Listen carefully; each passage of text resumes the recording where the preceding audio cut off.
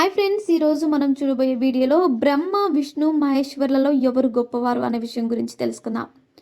శివపురాణం ప్రకారం బ్రహ్మదేవుడికి ఒకసారి తన పుట్టుక గురించి ఒక సందేహం వచ్చింది. అప్పుడు బ్రహ్మదేవుడు తనకు వచ్చిన ప్రశ్నకు సమాధానం కోసం ఘోరమైన తపస్సును చేశాడు. అప్పుడు బ్రహ్మదేవుడికి తన విష్ణుమూర్తి నాభి ద్వారా జన్మించినట్టుగా తెలిసింది. అప్పుడు బ్రహ్మదేవుడు తన కారణంగానే ఈ సృష్టి జరుగుతుందని గర్వంతో శ్రీ మహావిష్ణువు దగ్గరకు వెళ్ళి అతనితో నీకంటే నేనే గొప్పవాణ్ణని అంటాడు. అప్పుడు శ్రీ మహావిష్ణువు నువ్వు నా నుంచి జన్మించావు, అందుకే నీకంటే నేనే గొప్పవాడిని బ్రహ్మదేవుడితో అంటాడు. అలా బ్రహ్మకు విష్ణుమూర్తికి మధ్య మాటల యుద్ధం జరుగుతుంది. ఇదంతా దూరం నుంచి చూస్తున్న మహాశివుడు వారి మధ్య జరుగుతున్న మాటల యుద్ధాన్ని ఆపడానికి వారి మధ్య ఒక అగ్నిస్తంభం లాగా ప్రత్యక్షమయ్యాడు. ఆ స్తంభానికి ఆది అంతం రెండూ లేవు. అప్పుడు ఆ స్తంభంలో నుంచి మీలో ఎవరైతే ఈ స్తంభానికి మొదలు మరియు చివర కనిపెడతారో వారే గొప్పవారు అనే మాటలు వినిపిస్తాయి. దానితో బ్రహ్మదేవుడు ఆ స్తంభంపై భాగానికి వెళ్తాడు. అలాగే విష్ణుమూర్తి ఆ స్తంభం చివరి భాగానికి వెళ్తారు.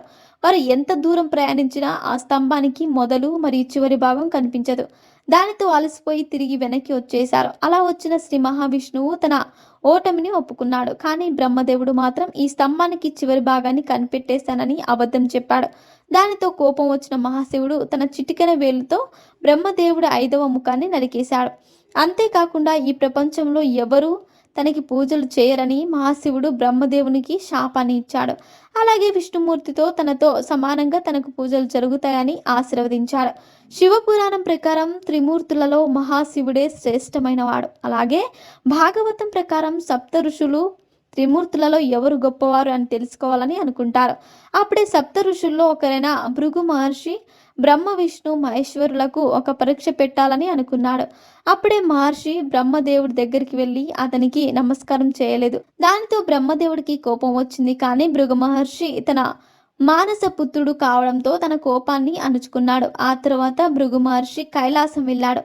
భృగు మహర్షి రావడం చూసిన మహాశివుడు ఎదురు వెళ్ళి మహర్షిని కౌగిలించుకోబోయాడు. కానీ దానికి మహర్షి ఒప్పుకోలేదు. అంతేకాకుండా మహాశివుడితో మీరు ఏమీ ఆలోచించకుండా ఇచ్చే వరాల కారణంగా మనుషులు చాలా బాధపడుతున్నారని అంటాడు. దానితో మహాశివుడికి చాలా కోపం వస్తుంది. వెంటనే మహాశివుని చూసిన పార్వతీదేవి దగ్గరికి వచ్చి మహాశివుని శాంతపరుస్తుంది. ఆ తర్వాత భృగు మహర్షి కైలాసం నుంచి వైకుంఠానికి వెళ్తాడు.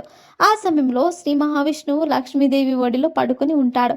అప్పుడు భృగు మహర్షి మహావిష్ణువు గుండెలపై కాలు పెడతాడు.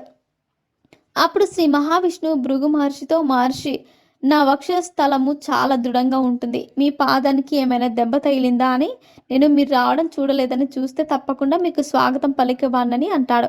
అప్పుడు విష్ణుమూర్తి యొక్క జాలి హృదయానికి భృగు మహర్షి ఎంతో సంతోషిస్తాడు. ఈ విషయాన్ని వెళ్ళి సప్త ఋషులకు చెబుతాడు.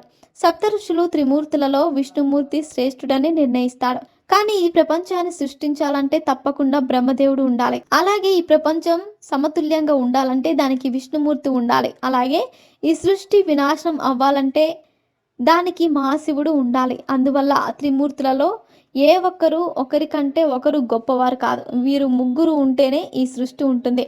సో ఫ్రెండ్స్, చూసారుగా త్రిమూర్తులలో ఎవరు గొప్పవారో తెలుసుకున్నారు. ఇలాంటి మరిన్ని విషయాలను మీరు తెలుసుకోవాలనుకుంటే వెంటనే మా ఛానల్ని సబ్స్క్రైబ్ చేసుకోండి.